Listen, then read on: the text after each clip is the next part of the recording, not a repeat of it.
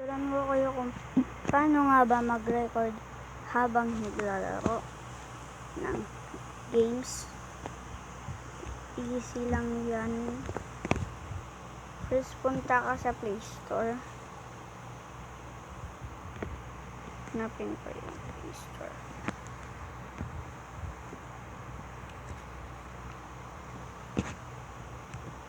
Tapos, search mo. Okay. Ang pipindutin nyo yung AZ screen recorder.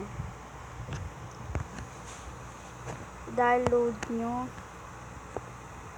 Pagkatapos nyo i-download, puntahan nyo.